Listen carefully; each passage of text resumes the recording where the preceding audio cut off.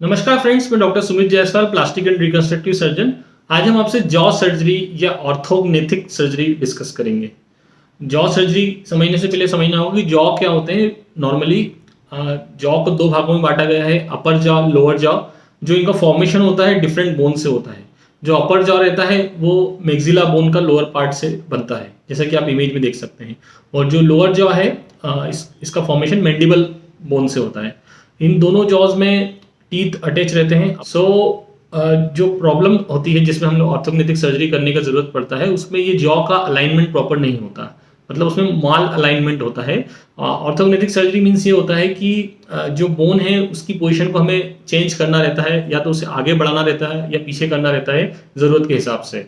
Jaw का जो माल माल alignment है उसकी वजह से प्रॉब्लम क्या हो सकती है, या तो कॉस्मेटिक दिक्कत हो सकती है या उसकी वजह से कोई फंक्शनल प्रॉब्लम हो, तो उसमें कई बार स्वॉलो करने में दिक्कत हो सकती है, या फिर कई बार पेशेंट को स्लीप एपनिया होता है। मतलब जो लोअर पार्ट यदि पीछे है तो सांस लेने में दिक्कत होती है, क्योंकि जो सांस लेने का रास्ता है वो उसकी वजह से छोटा हो जाता है।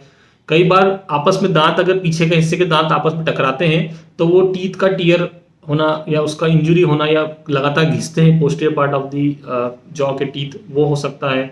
लेकिन हमारे पास जो पेशेंट आते हैं आमतौर पर कॉस्मेटिक कंसर्न के लिए पेशेंट आते हैं, जिसमें कि जो अपर जा है वो थोड़ा प्रोजेक्टेड रहता है या ज़्यादा आगे रहता है, या कई बार वो ज़्यादा पीछे रहता है, डिप्रेस्ड पार्ट रहता है, या लोअर जॉ आगे या पीछे हो सकता है। तो इस तरह के पेशेंट कॉस्मेटिक कंसर्न वाले हमारे पास ज़्यादा आते हैं, जिनका हम लोग ट्रीटमेंट कर सकते हैं ऑर्थोग्नेथिक सर्जरी या फिर दूसरा कॉस्मेटिक सर्जरी के द्वारा। क्या क्या प्रॉब्लम हो सकती हैं, जिसमें पहली हम अगर बात करें तो अंडर बाइट होता है। अंडर बाइट मतलब ऊपर का जो जॉ रहता है उसके रिलेशन में हम बात करेंगे। ओवर बाइट मतलब आगे की तरफ होना ऊपर जॉ, और अंडर बाइट मतलब ऊपर का जॉ पीछे की तरफ होना। तो अंडर बाइट मतलब कि मैक्सिला का जो हिस्सा है ये पीछे की तरफ होना। तो इस तरह की कंडीशन में ये हो सकता है कि जो लोअर पार्ट है वो अधिक प्रोजेक्टेड दिखेगा हमें, तो हमें इस केस में अपर जॉ को आगे बढ़ाना है, मतलब मैक्सिला का एडवांसमेंट करना है। अंडर बाइट में क्या होता है, रिट्रूसिव अपर जॉ, मतलब अपर जॉ पीछे की तरफ है। कई बार क्लेफ्ट पैलेट या जो कॉन्जेनिटल एनोमली होती है जिसमें क्लेफ्ट लिप पैलेट होता है, उसके साथ भी ये मैक्सिला का डेवलपमेंट प्रॉपर नहीं होता, तो उसमें भी अंडर बाइट हो सकती है। तो इस तरह की कंडीशन में हमें क्या करना पड़ेगा कि मैक्सिला का एडवांसमेंट करना पड़ेगा। मैक्सिलरी एडवांस मतलब मैक्सिले को आगे लेना पड़ेगा, या कई बार हम लोग मैंडिबल को पीछे करते हैं, जिसे सेटबैक ऑफ मैंडिबल कहा जाता है। और मोस्ट ऑफ द टाइम हमें ये दोनों चीजें कंबाइन भी करना पड़ता है, जिसमें हम लोग maxillary advancement plus mandibular setback procedure कहते हैं। तो इसमें हम क्या करेंगे कि बोन को ब्रेक करके उसको आगे की तरफ खसकाएंगे जितना हमें आगे चाहिए, टीथ का अलाइनमेंट प्रॉपर करेंगे उस कंडीशन में, और फिर उसे कुछ स्क्रू या प्लेट से, जो कि परमानेंटली बॉडी में रहने के लिए बनी है इस लाइफ लॉन्ग, वो टाइटेनियम की प्लेट और स्क्रू से उसे फिक्स किया जाता है। जो एक और ट्रीटमेंट होता है ऑर्थोडोंटिक ट्रीटमेंट। ऑर्थोडोंटिक मीन्स दांतों का विकृति या दांतों का तिरछापन होने की टेक्निक, उसको सही करने की टेक्निक को कहा जाता है। तो आमतौर पर ऑर्थोग्नेथिक सर्जरी जो हम लोग कर रहे हैं, इसके साथ ऑर्थोडोंटिक ट्रीटमेंट करने का जरूरत पड़ता ही। कई बार उसके पहले करना पड़ता है, और कई बार पहले और बाद में दोनों ही कंडीशन में ऑर्थोडोंटिक ट्रीटमेंट करना पड़ता है। कई बार कुछ महीनों, 6 महीने, साल भर तक भी करना पड़ सकता है। अब दूसरी जो कंडीशन है जिसे ओवर बाइट कहा जाता है, मतलब अपर पार्ट जो है आगे रहेगा, तो इस तरह की कंडीशन में लोअर जॉ का रिट्रूजन भी कह सकते हैं आमतौर पर केस में। इसमें हमें मैंडिबल का एडवांसमेंट करने की ज़रूरत रहती है। मैंडिबल को एडवांसमेंट मतलब कि जो लोअर पार्ट है उसे आगे बढ़ाना है हमें। तो यह ज़्यादातर बार हम लोग, अगर माइनर रहता है तो हमें मैंडिबल को आगे बढ़ाने के लिए बहुत बड़ा सर्जिकल प्रोसीजर करने की ज़रूरत नहीं पड़ता है। मोर कॉमनली हम लोग सिलिकॉन का इम्प्लांट आता है जिसे चिन इम्प्लांट कहते हैं, उसे लोअर पार्ट में रख देते हैं ताकि इसका प्रोजेक्शन अधिक दिखे। कई बार और माइनर काम करना है तो हम फिलर भी डाल सकते हैं, आर्टिफिशियल फिलर रहते हैं जो कुछ समय तक रहते हैं, या फिर फैट ग्राफ्टिंग करते हैं, जिससे कि इस पार्ट में प्रोजेक्शन बढ़ता है। जो वी लाइन या जॉ लाइन क्रिएट करना रहता है, और उसमें भी कई बार हम लोग फिलर या फैट ग्राफ्टिंग के द्वारा उसे प्रोजेक्शन प्रॉपर लाइन जो दिखाना चाहते हैं वो कर सकते हैं। तीसरा जो कंडीशन होता है ओपन बाइट, जिसमें कि मैक्सिलोफेशियल सर्जरी की जरूरत पड़ती है। ओपन बाइट मतलब कि जो पोस्टीरियर पार्ट है आपका जॉ का वो आपस में टकराता है, जिसकी वजह से जो फ्रंट वाला हिस्सा है दांतों का, फ्रंट वाला अपने फेस का, जिसमें फ्रंट के दांत होते हैं, वो ओपन रह जाता है, मतलब पूरा बंद नहीं हो पाता है। तो इस तरह की कंडीशन में हमें कुछ मैक्सिला या अपर पार्ट, जो अपर जॉ का हिस्सा मैक्सिला रहता है, उसका कुछ हॉरिजॉन्टल टिश्यू निकालना रहता है और उसे वापस से स्क्रू से फिक्स करते हैं, जिसकी वजह से जो ओपन बाइट है वो करेक्शन हो जाता है।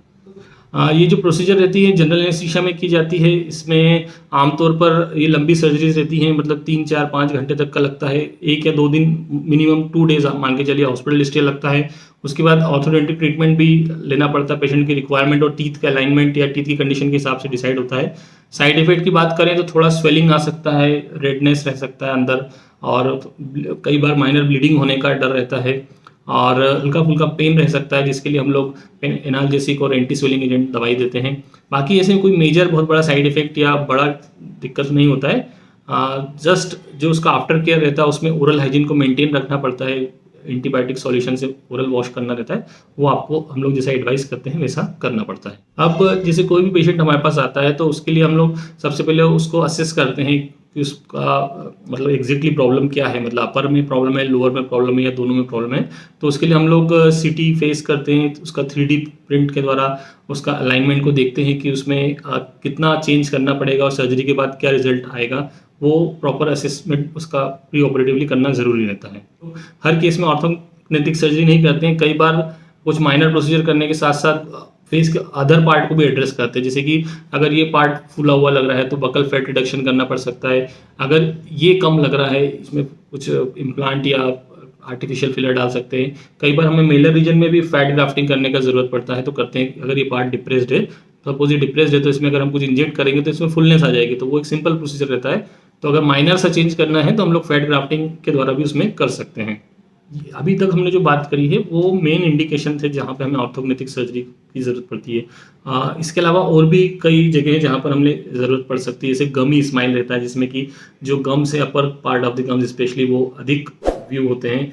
या कई बार किसी को वी शेप का चिन चाहिए, तो अगर माइनर प्रोसीजर से या नॉन सर्जिकल तरीके से हम नहीं कर पा रहे हैं तो उसमें कुछ ऑस्टियोटोमी करके उसको हम लोग शेप दे सकते हैं, चिन को वी टाइप का शेप चाहिए। इसके अलावा टीएम जॉइंट या फिर ये जो जॉइंट रहता है जिसकी वजह से हमारा जबड़ा चलता है, जिसे टेम्पोरोमैंडिबुलर जॉइंट रहते हैं, उसमें एंकाइलोसिस होती है, तो उस केस में हमें ऑर्थोग्नेथिक सर्जरी या जॉ सर्जरी की ज़रूरत रहती है। फेशियल फेमिनाइजेशन सर्जरी, जब हम लोग ट्रांसजेंडर सर्जरी काफ़ी नंबर में करते हैं, उसमें फेस को फेमिनाइज करना या मेल टू फीमेल ट्रांजिशन कर रहे हैं हम लोग, तो उसमें जैसे फ्रंटल बॉसिंग है, ये पार्ट में प्रोजेक्शन ज़्यादा है जैसा कि मेल्स में होता है, उसको कम करना है तो उसमें ज़रूरत रहती है। कई बार आईब्रो के ऊपर का फुलनेस ज़्यादा रहता है, या फ्रंटल बॉसिंग जिसे कहते हैं, अभी बताया, वो उस बोन को रिडक्शन करना है, उसकी थिकनेस को कम करना है, तो वो भी एक तरह से मैक्सिलोफेशियल सर्जरी के अंदर आता है। इसके अलावा कई पेशेंट्स में क्लेफ्ट पैलेट होता है, क्लेफ्ट लिप, क्लेफ्ट पैलेट जो कंडीशन होती है उसमें मैक्सिला का डेवलपमेंट प्रॉपर नहीं होता है, तो उसमें क्लेफ्ट लिप पैलेट का रिपेयर हम लोग जल्दी कर देते हैं अर्ली एज में। पैलेट का एडवांसमेंट या मैक्सिला का एडवांसमेंट करना रहता है, उसमें ऑर्थोग्नेथिक सर्जरी की जरूरत पड़ता है। कई पेशेंट में स्लीप एपनिया रहता है, जिसमें सोते समय जो टंग फॉल हो जाता है, जिसमें लोअर पार्ट ऑफ जो मैंडिबल है वो पीछे की तरफ अधिक रहता है, तो उसको भी आगे करने का मैंडिबल एडवांसमेंट प्रोसीजर करना पड़ती है। अगर नॉन सर्जिकल टेक्निक से वो बेहतर तरीके से ट्रीटमेंट नहीं हो पा रहा है। सो ऑर्थोग्नेथिक सर्जरी एक काफ़ी ब्रॉड स्पेक्ट्रम ऑफ सर्जरी है, और इसमें बहुत कॉमनली डन प्रोसीजर नहीं है, बहुत कम लोग करते हैं इस सर्जरी को, क्योंकि इसमें कॉम्प्लेक्सिटी ज़्यादा रहती है, ड्यूरेशन ऑफ आफ्टर केयर और फॉलोअप अधिक समय तक रहता है, और कोई भी एक स्पेशलिटी से कम्प्लीटली नहीं कर सकती। जैसे हम लोग सेंटर में भी मैक्सिलोफेशियल सर्जन, ऑर्थोडोंटिक सर्जन के साथ मिलकर कोलैबोरेट करके हम लोग ये प्रोसीजर करते हैं, क्योंकि मल्टी डिसिप्लिनरी अप्रोच से ही ये प्रोसीजर का बेस्ट पॉसिबल रिजल्ट दिया जा सकता है।